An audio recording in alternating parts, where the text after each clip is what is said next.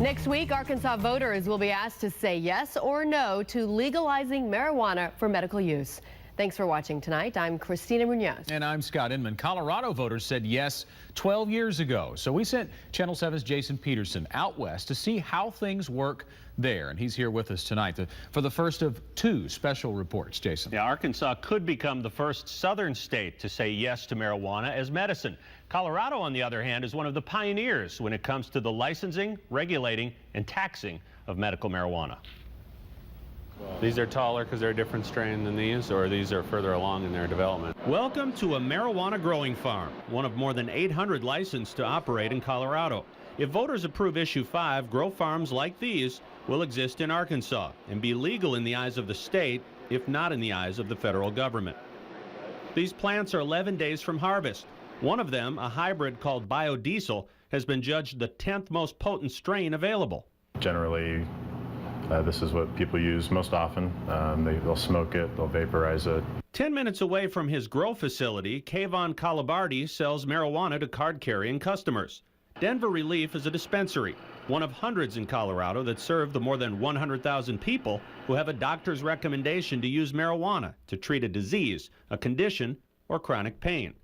1/8 of an ounce will run you $30 to $40, tax included. In addition to the bud that most people are familiar with as being marijuana, what are some other ways people can take medicinal marijuana? Second most popular is probably the edibles. You can purchase pot-laced Pringles, Nutter Butters, gummy bears. There are Buddha brownies and mile-high chocolate bars. Or buy a THC-infused beverage, mouth spray, even topical cream. Prices average about $16 for every 250 milligrams. People are using marijuana regardless. Put it in a regulated system where we can tax it, where our schools can make money off of it, where our local authorities can make money off of it, and people can come in a place that's safe like this where they don't have to worry about the bad parts of drug dealing. Even though voters here in Colorado passed medical marijuana 12 years ago, it really wasn't until 3 years ago when people started using pot to treat pain and other problems in great numbers. There are a number of reasons why. Colorado started slow, with very few patients, growers, or sellers. Arkansas plans to do the same thing if Issue 5 passes, licensing only about 30 dispensaries. But over time, Colorado citizens became more comfortable with the idea of using marijuana as medicine. Lawsuits were resolved, restrictions were lifted, and laws were written. And at the federal level, a new president indicated a desire to make federal enforcement of marijuana laws a low priority in states where the drug was legal for medical use. The Colorado Green Rush was soon in full bloom. In the shadow of Pikes Peak, Colorado Springs now has 4 marijuana dispensaries for every 1 Starbucks. If you vote and allow medicinal marijuana in your state, it's an opening Pandora's box. Pandora's box for residual crime that is continuing to happen in our cities in the Colorado. Lieutenant Ernie Martinez says the problems caused by making marijuana more readily available and more socially acceptable far outweigh the benefit to patients. Fellow lawman Tom Gorman agrees. We're seeing an increased use in youth, and that's a major concern of ours.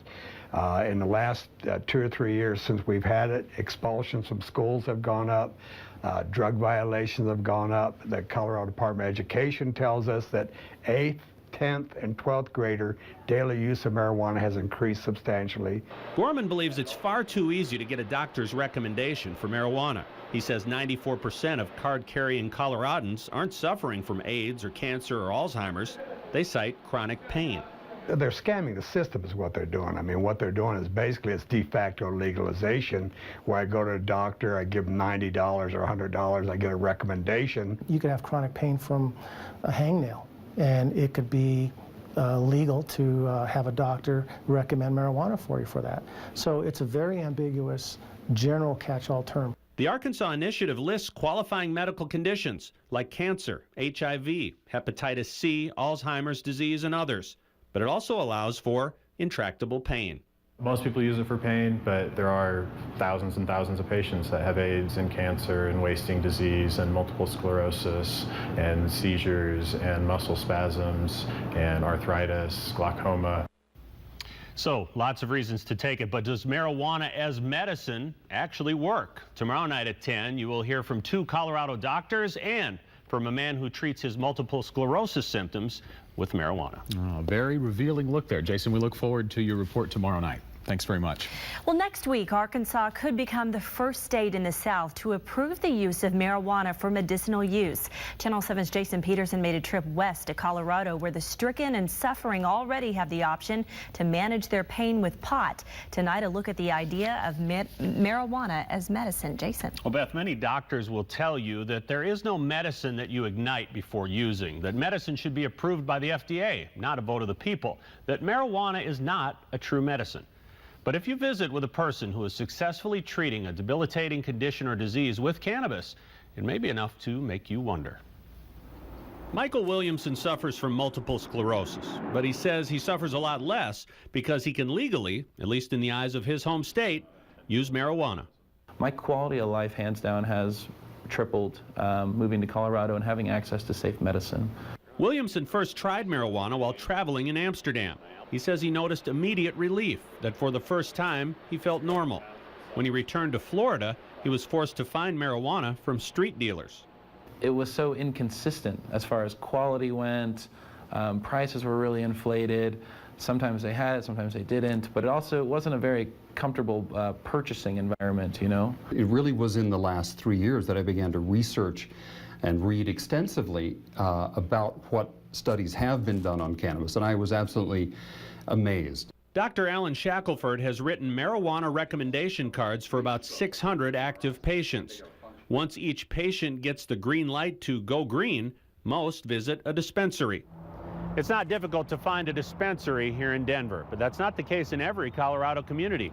44 cities and 30 counties have voted to ban dispensaries.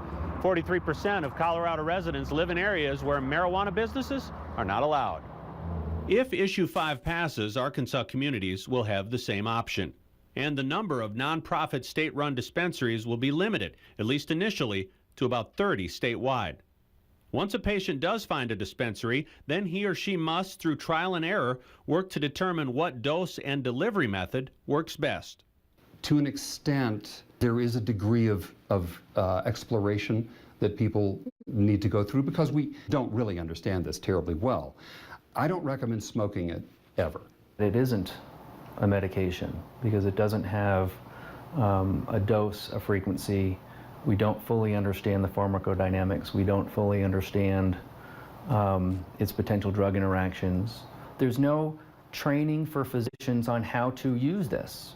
They don't say, well, you need to smoke 1 bong 3 times a day to get benefit, or 2, or a joint, or a brownie. Nobody knows. Dr. Ken Finn says there have been many unintended consequences in Colorado since marijuana for medical use was legalized by voters 12 years ago. For example, Dr. Finn says marijuana is more socially acceptable and more accessible to kids.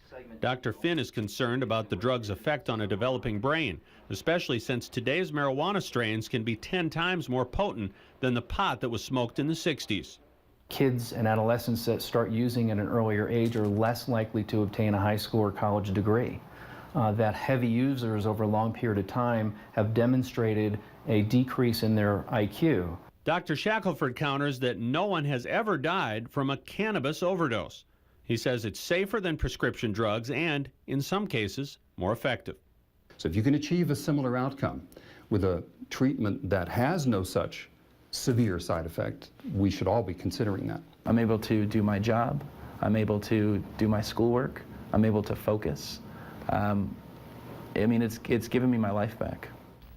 Now, few major studies have been done on marijuana as medicine because in the eyes of the federal government, the drug's illegal and has no medical value. And in Colorado, its use as medicine is not covered by insurance. Voters in Arkansas will get to weigh in on this issue next week. Okay, we'll have to wait and see what happens. Thanks so much, Jason.